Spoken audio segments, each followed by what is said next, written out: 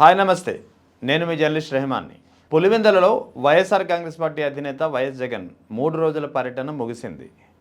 ఈ పర్యటన సందర్భంగా చోటు చేసుకున్నటువంటి ఒక అంశం గురించి ఇప్పుడు మీ ముందుకు వస్తున్నాను. ఈ అంశం ఇప్పుడు పెద్ద ఎత్తున ఒక దుమారానికి కారణమవుతుంది. కొన్ని ప్రశ్నలను లేవనెత్తే పరిస్థితికి దారితీస్తుంది. ముఖ్యంగా తిరుమల తిరుపతి దేవస్థానం గురించి ఇక్కడ మనం మాట్లాడుకోవాలి.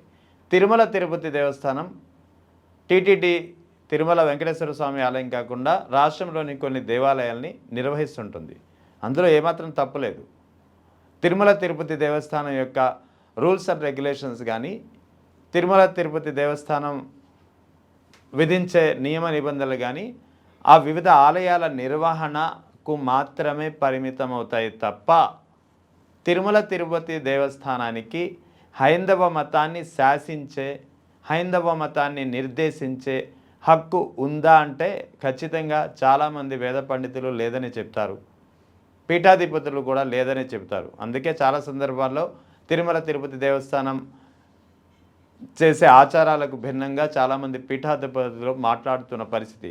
అంటే ఇక్కడ టీటీడీ అనేది కేవలం ఆ తిరుమల తిరుపతి దేవస్థానానికే పరిమితం అవుతుంది తప్ప అది హైందవ మతానికి నిర్దేశించేది, శాసించేది కాదు అనేది ఒకసారి గుర్తుంచుకోవాలి. ఇక్కడ ఈ విషయం ఎందుకు చెప్పదలుచుకున్నానంటే పులివెందులలో జరిగినటువంటి ఒక ఘటన. పులివెందుల పర్యటన సందర్భంగా, వైఎస్ జగన్ పర్యటన సందర్భంగా ఒంటిమిట్ట రామాలయం గురించి అందరికీ తెలుసు కదా. ఒంటిమిట్ట రామాలయానికి సంబంధించినటువంటి అర్చకులు శ్రావణ్ కుమార్, మనోజ్ కుమార్, మరొక అర్చకులు పార్థసారథి, ఈయన రాజంపేట మండలం బోయినపల్లిలో ఉన్నటువంటి వెంకటేశ్వర స్వామి ఆలయానికి సంబంధించినటువంటి అర్చకులు. అంటే మొత్తం 3 అర్చకులు. వీళ్ళు 3 ఆఫ్ డ్యూటీ ఉన్నారు. అంటే ఆన్ డ్యూటీ కూడా లేరు ఇక్కడ.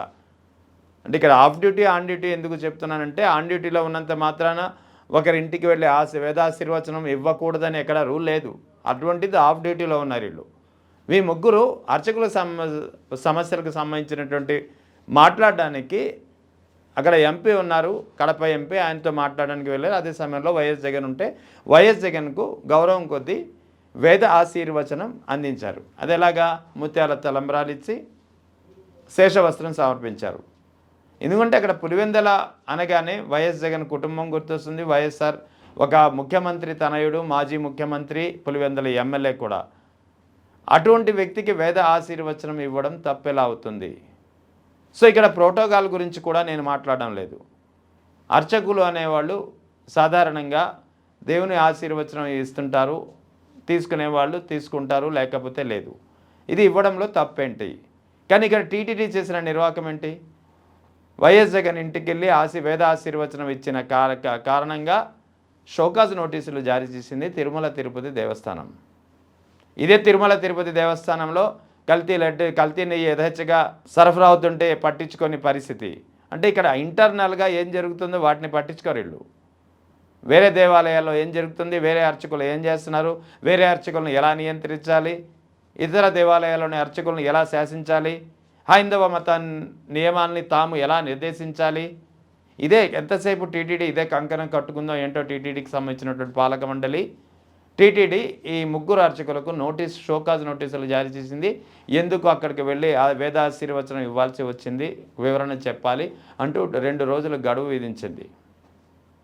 అంటే ఇక్కడ ఏం చెప్పదలుచుకుంది? హైందవ మత ప్రకారం అది కూడా ఒక అన్యమతస్థుడు హైందవ సాంప్రదాయాన్ని గౌరవించి హైందవ మత సాంప్రదాయంలోని ఆచారాలను పాటిస్తూ ఉన్న నేపథ్యంలో మెచ్చుకోవాల్సింది పోయి అర్చకులకు ఎందుకు చేశారంటూ షోకాజ్ నోటీసులు ఇవ్వడం అనేది దేనికి సంకేతం, దేనిని సూచిస్తుంది? అంటే ఇక్కడ మీరు ఏం చెప్పదలుచుకున్నారు? అంటే వైఎస్ జగన్ అనే కారణంగానే ఆ వ్యక్తులకు, ఆ అర్చకులకు నోటీసులు ఇచ్చారా? అసలు హైందవ మత నియమాలని, నిబంధనల్ని శాసించడానికి కానీ నిర్దేశించడానికి మీరెవరు? ఒకవేళ అది తప్పే అయితే ఏ పీఠాధిపతిలో ఇప్పటికే చెప్పి ఉండేవారు కదా. అనేక టీటీడీ యొక్క నియంత్రణ ఎక్కడి వరకు ఉంది? టీటీడీకి సంబంధించినటువంటి అంతర్గత వ్యవహారాల వరకు, లేదా టీటీడీ నిర్వహించే దేవాలయాల జీతభత్యాల గురించి కానీ, దేవాలయాల నిర్వహణ ఖర్చుల గురించి కానీ మాత్రమే ఉంది. కానీ హైందవ మతం ప్రకారం హైందవ మత ఆచారాలని, హైందవ మత ఆచారాలకు అనుగుణంగా అక్కడ ఉన్నటువంటి అర్చకులు పలువురు వ్యక్తులకు ఇచ్చే వేద ఆశీర్వచనాన్ని ప్రశ్నించే అధికారం మీకెక్కడుంది? అంటే హైందవ మతం ఎలా ఉండాలి, హైందవ మతం ఎలా ఉండకూడదని కూడా టీటీడీ నిర్దేశించజాలిందా? టీటీడీ ఆదేశించజాలిందా? అంటే ఏం చెప్పదలుచుకుంది? టీటీడీ యొక్క ఈ షోకాజ్ నోటీసులు జారీ చేయడం వెనుక ఆంతర్యం ఏంటి? ఎందుకు ఈ పని? ఇంత పెద్ద ఎత్తున అధికార దుర్వినియోగం. అంటే అధికారంలో ఉన్నాం కదా, ఏం చేసినా చెల్లుతుంది. లేదా తెలుగుదేశం పార్టీకి సంబంధించినటువంటి తమ కీలకమైన వ్యక్తి చైర్మన్గా ఉన్నటువంటి బోర్డు పర్యవేక్షణలో ఎన్ని దారుణాలకైనా ఒడిగడతారా?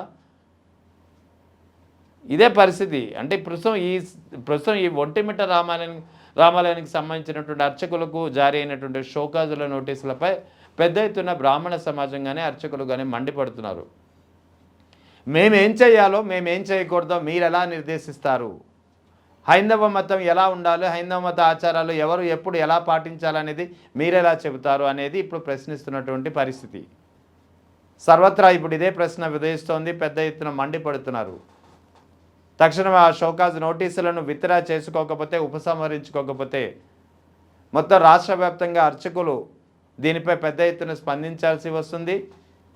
ప్రభుత్వం దీనికి తగిన సమాధానం ఇవ్వాల్సి వస్తుందంటూ అర్చక సంఘాలు మండిపడుతున్నాయి, ఒక డిమాండ్ చేస్తున్నాయి. చూడాలి మరి రానున్న రోజుల్లో ఎలాంటి పరిణామాలు జరుగుతాయో.